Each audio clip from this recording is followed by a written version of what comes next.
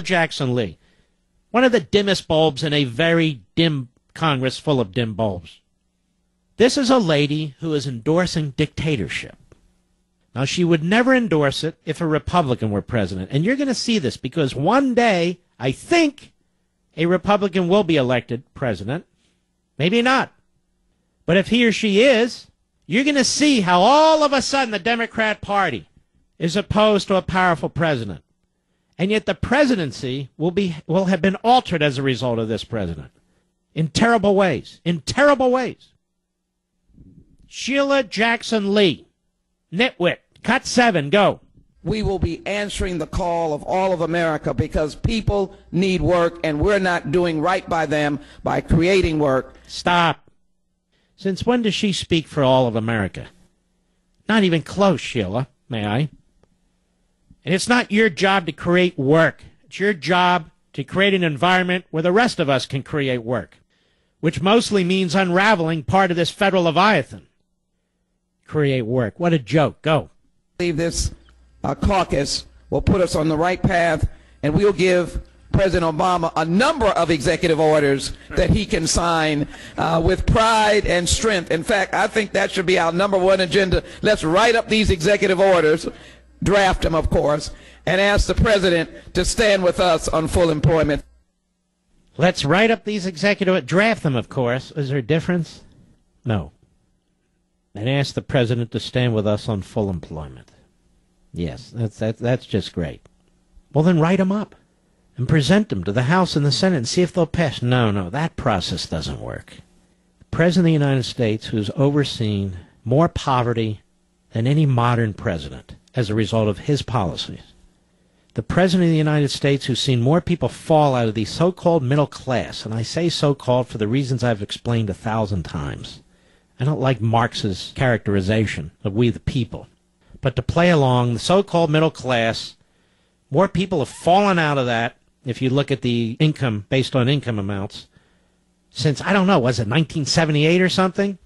Median incomes are down, food stamps are up. And see, the problem is, ladies and gentlemen, Obama just needs more power. He needs to be able to implement more of his policies. This is exactly what you'd expect. It's totally predictable. It's in the first chapter of Ameritopia. It's totally predictable. Their policies are impossible.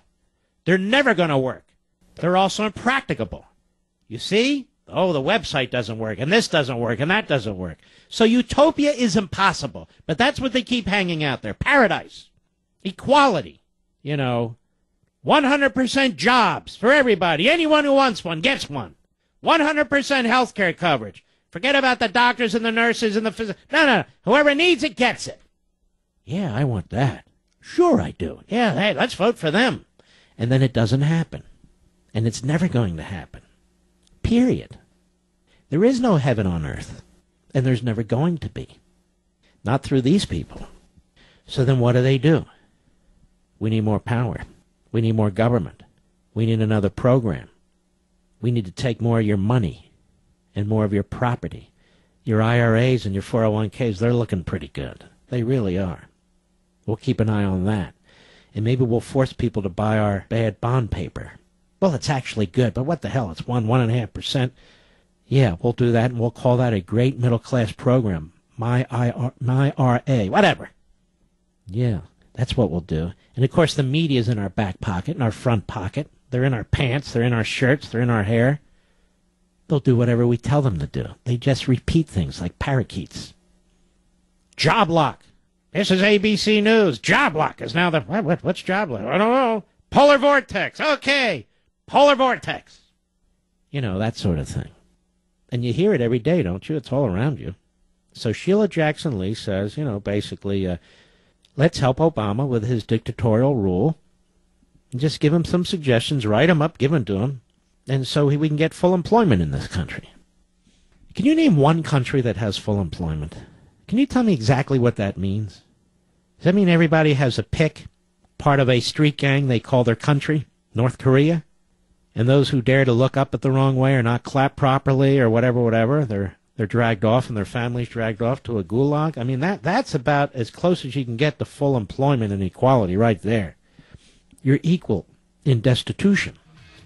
If we really want that kind of equality, ladies and gentlemen, we'll never be free. You can't live free. I mean, we can't have one president making these kinds of decisions. What we want is a vigorous economy where people can pursue their interests and create wealth and seek opportunities. What we want is a humane society. None of this is humane. It's all a disaster out there.